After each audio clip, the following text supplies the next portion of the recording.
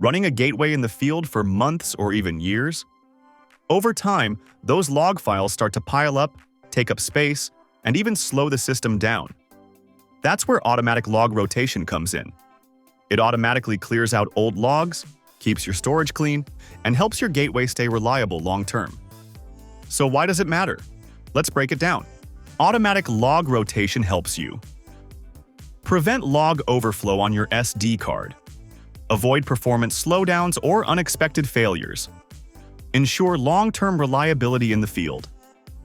In this video, you'll learn how to configure log retention, prevent storage overflow, and access your local log files.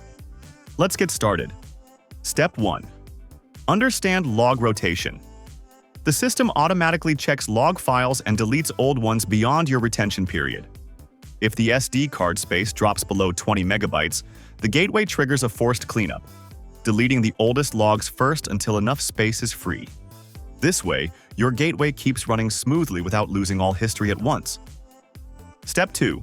Configure log rotation. Log into the gateway, web UI, and go to Settings.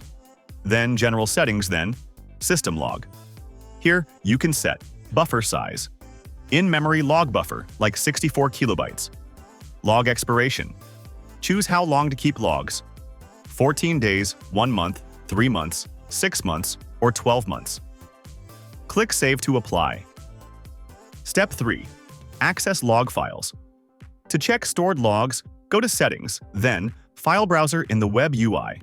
Log files are saved under /MNT/MMCBLK0P1/SYSLOG.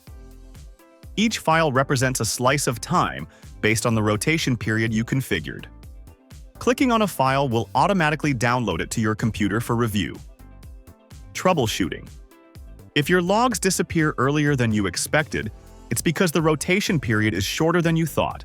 Adjust the setting to keep logs longer. If you need longer history, download logs regularly before cleanup. Recap and next steps. Learned how log rotation works. Configured retention and buffer size. Access log files and common fixes. In the next video, we'll show you how to create encrypted backups of your gateway configuration. Subscribe and watch our next WisGateOS 2 tutorial.